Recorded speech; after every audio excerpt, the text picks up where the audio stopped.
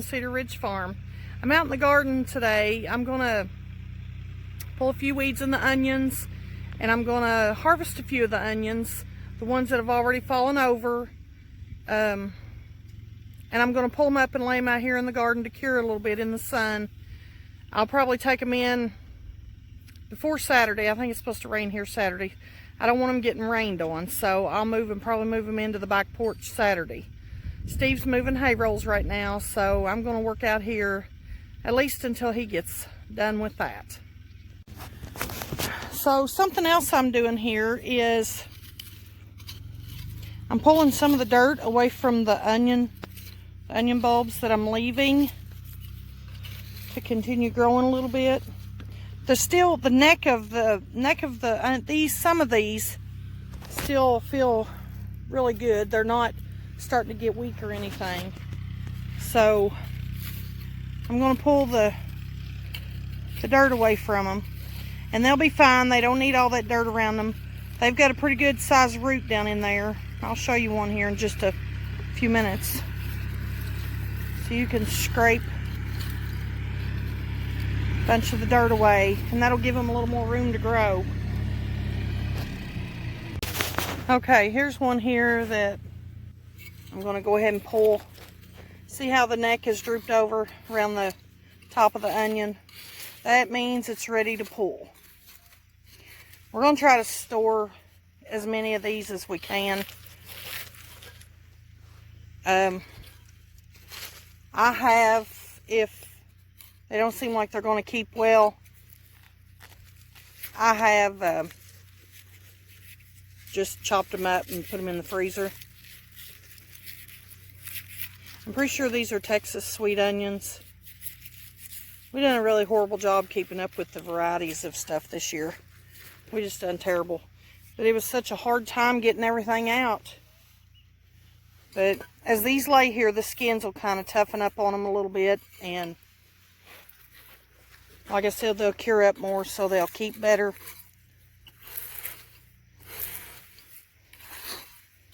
I kept several last year. I kept them. I try to save, if I get like a big onion bag or some kind of big mesh bag, net, like a net type bag, I'll save some of those and put them in. I have done like an onion braid type thing. But I kept them like last fall out on the back porch where the weather couldn't hit them. And they kept for quite a while. I tried to keep an eye on them. Oh, I'll tell you something else I done. I took an old pair of pantyhose and I put it, like I would drop an onion in, tie it off, drop another in, tie it off, and go up the leg of the pantyhose. And then I hung that up on a shelf out there. And as I would need one, I would just go snip off below the knot above the onion, you know, above the bottom onion. And that kept them pretty good. And I was able to keep a close watch on them to make sure they weren't going to go bad. Because an onion, they'll tend to go bad up here, right up here around the stem. Even out here in the garden, this is where they'll start going bad at, is right here. But you see these are pretty decent roots here. And, you know, I mean, I've got this one dug down, and, you know, it's still in the ground pretty firm. So they'll be fine. I've watched a lot of gardening videos on YouTube, and I saw this on YouTube, a man that does this, and he has the best onion crop that I've ever seen anybody grow. So I'm going to try this year. We may have done this a little bit last year, but I don't think we've done them all. So I'm going to try this and see how it goes, see if the size improves on them anymore. I mean, I'm pretty happy with them like they are. They're decent sized onions.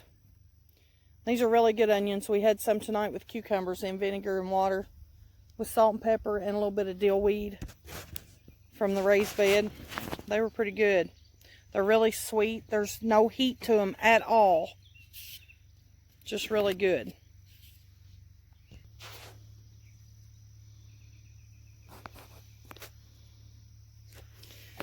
If I come up on any weeds, I'm cutting them out. There's not a lot of weeds in here.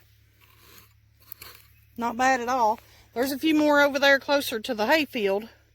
And along the cabbage, there's a lot of weeds. Really needs the tiller taken to it. He did try to plow through it with the Super A last night, but he had taken the back plows off and he didn't want to put them back on. He put the front ones back on because they were easier, I guess, and they didn't do a very good job. So, but the weeds aren't going to hurt the cabbage because the cabbage is planted in one of the ground covers. They're just along the edge on the outside.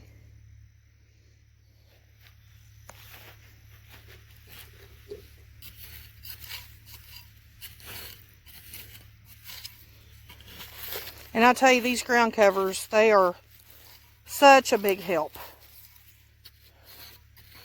I mean, we still have a good bit of garden that's not under ground cover. But the majority of the garden where the tomatoes are, it's pretty much all under the ground cover. That's a little one. He's fell over. He probably needs pulled up. Get some dirt away from him so I don't pull him loose from his... because he's not going to grow anymore. And if your onions get so far as to bloom, you need to get them pulled, because after they bloom, it starts taking away from the onion, and they won't store well. They won't keep near as well after they've bloomed. So they're at their peak season when the green tops fall over on them. That's when it's time to pull them. We usually don't eat a ton of these when they're small. I'll use a few of them for the tops, just kind of like chives or whatever, on tacos or just whatever. Steve will not eat raw onions. He doesn't like raw onions. He'll eat them cooked, but now he won't eat them raw. He did try one of the sweet onions tonight, but now he'll be complaining about that later because he says they hurt his stomach, and I'm sure they probably do.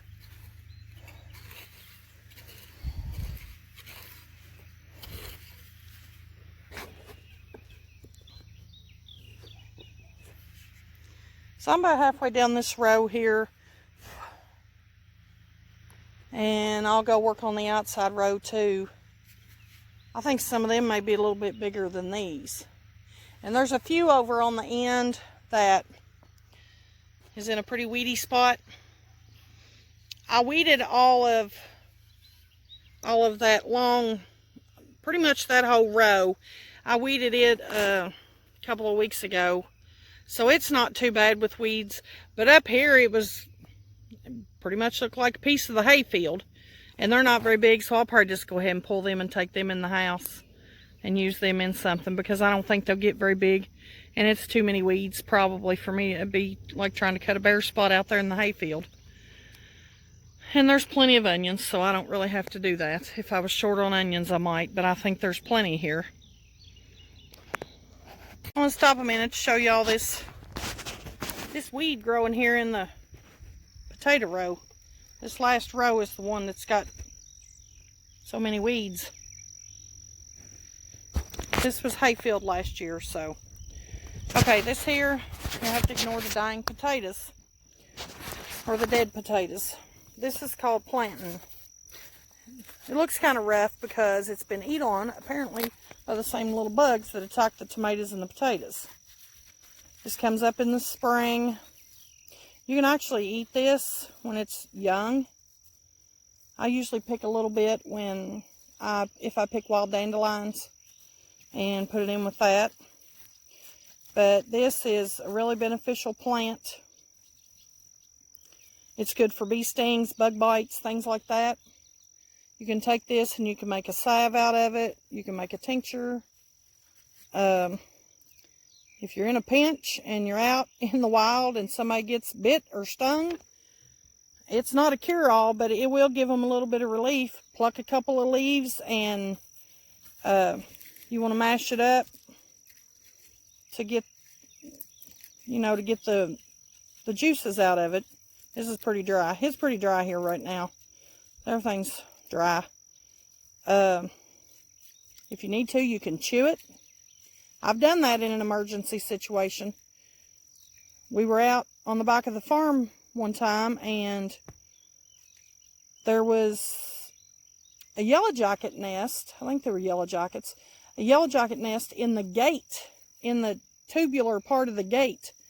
And Kendall didn't know it, and they stung her. They stung her on the face, on the head, on her arms. She was stung several times, and we were clear on the back of the farm, long ways from the house.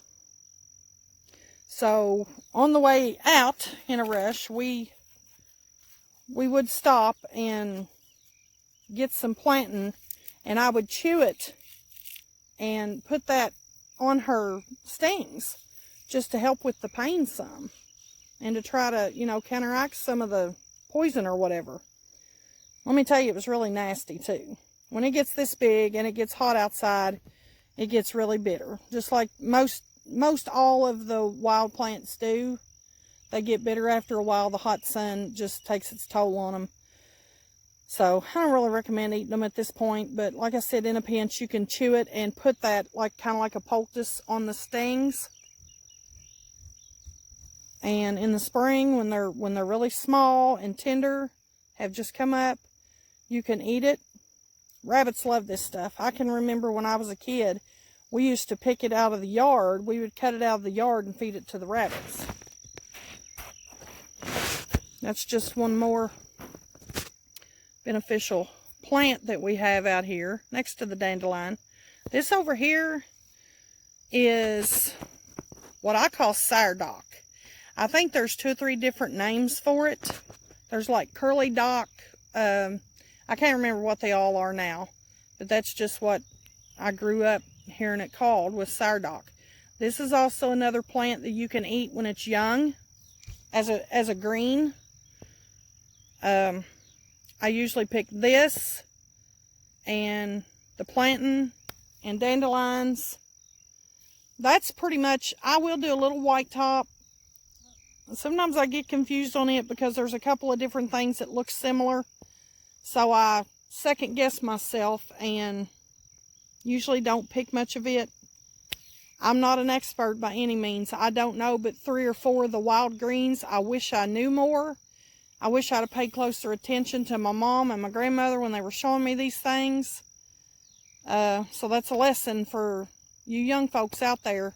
If there's something that you think you would like to know on down the road, then get the information now. Write it down somewhere so you don't forget. Take pictures. With technology the way it is, you can go out there and snap pictures of this stuff with your phone, put a little note on it, store it away in a file somewhere, and you've got that. So if you get in a pinch and you get hungry, there you go. Okay, here's another wild plant. We have a garden in the garden. This is called lamb's quarter. This is pretty good size. I don't know if it's good to eat at this size or not. I've not really eaten much of this. It is edible. I think it's more for a salad. I don't know about cooking this. I don't know a whole lot about it. I'm sure you could look it up online if it's something that interests you and see how to cook it. But this one's edible too. Another beneficial plant that I want to try to show you, I might try to see if I can find some tonight, is jewelweed. We might go here in a few minutes and see if we can find some of that. Alrighty, here's what I went on and dug up tonight. There wasn't a whole lot ready, but that's okay too. We'll lay these out and we'll gather these up maybe tomorrow night or Saturday morning. We'll see what the weather's saying. And we'll move them in out of the weather and let them dry down some. Now we might go see if we can find some jewelweed. Okay, here's the jewelweed. It has an orange, sometimes it has a red bloom. We have quite a bit of this here. I've made a salve from this, This is nature's poison ivy medicine. It usually grows close to poison ivy. So if you get in poison ivy and you're out and you can find this, you can smash up the leaves on it, just like the plantain, and rub it on your poison ivy. We've also used it on eczema. It makes a really good skin cream. You just harvest. I harvest it while it's got the blooms on. You take it and you put it, and you make a tea with water. You put it on the stove and you steep it.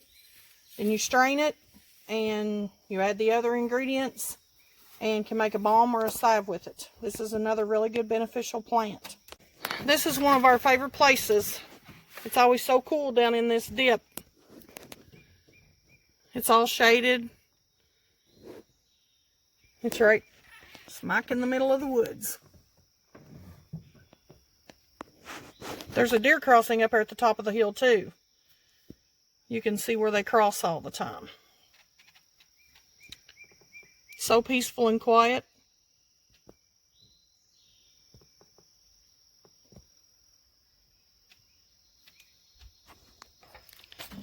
Okay, here's one more plant tonight.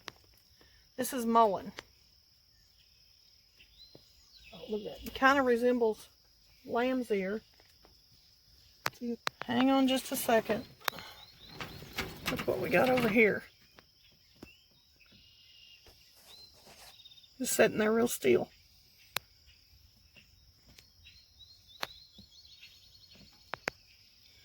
We've been seeing a lot of rabbits here this year for some reason. A lot. We had a mama and babies up by close to the garden.